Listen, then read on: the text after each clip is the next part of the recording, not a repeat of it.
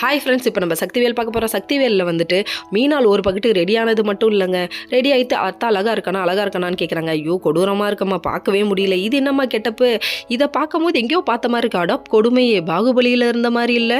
யோ அவங்களுக்கு நல்லா இருக்குப்பா, அவங்களுக்கு சத்தியமாக பார்க்க சைக்கிளை. சரி அதை விடுங்க. அப்படியே இருந்தாலும் சரி வாமா அழகாக இருக்குன்னு ஒரு பொய்யை சொல்லி கூப்பிட்டு வந்து டைனிங் டேபிளில் உட்கார வச்சா, ஏமா பொண்ணு மாதிரியாம்மா சாப்பிட்றேன், பூதம் வந்து அப்படியே பந்தியில் பூந்த மாதிரி இல்லை இருக்குது, அந்தளவுக்கு உறிஞ்சி சாப்பிட்றியம்மா அப்படிங்கிற மாதிரி இருக்குது. சரி ஒரு வழியாக சாப்பிட்டாங்க. கர்ம அவங்க கையால் தொட்டது நான் தின்ன மாட்டேன் அப்படின்னு சொல்லிட்டாரு. யாருன்னு பார்க்குறீங்களா?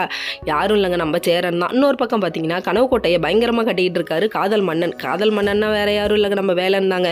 அதுக்கெல்லாம் இடியை தூக்கி போடுற மாதிரி உள்ளே வந்து உட்காந்து நகையை கொடுத்தோடனே தள்ளி விட்டாங்க பாரு. கையாடுறா போடா முதல்ல இங்கே இருந்துன்னு சொல்லிட்டு பக்கமாக டைலாக் கிடைக்கிறாங்க. நான் இப்போ சிக்கல் சிவபதி மருமகடா அப்படி இப்படின்னு சொல்கிறாங்க. அப்படியேங்க அப்பா பயங்கர வெளியாக இருக்க. வாமா இதெல்லாம் ஓகே, ஆனால் கண்ணை மட்டும் உருட்டாதம்மா, பார்க்க முடியல, கண்ணு கலண்டு கீழே விழுந்துட மாட்டுக்கு வேற. ஐயோ அப்பா. நம்ம சக்திக்கு டக்குன்னு டயலாக் மறந்துடுச்சுன்னு நினைக்கிறேன். அதனால தான் சொன்னதே சொல்லிட்டு இருக்காங்க. நீ இதுக்கப்புறம் ஒவ்வொரு நாளும் ஒவ்வொரு நிமிஷமும் ஒவ்வொரு நொடியும் என்னால் சித்திரவதையை மட்டும்தான் அனுபவிப்பேன். பக்கமாக டைலாக் அடிக்கிறாங்க. ஐயோ இந்த டைலாக்கெல்லாம் கேட்க முடியல சக்தி, டைலாக்கை கொஞ்சம் மாற்றுமா அப்படிங்கிற மாதிரி இருந்தது. சரின்னு சொல்லிட்டு நம்ம வேணாங்கிறத மட்டும்தான் நம்ம வேலைன்னு சொன்னார். ஓகே ஃப்ரெண்ட்ஸ், நெக்ஸ்ட் வீடியோவில் பார்ப்போம். பாய்.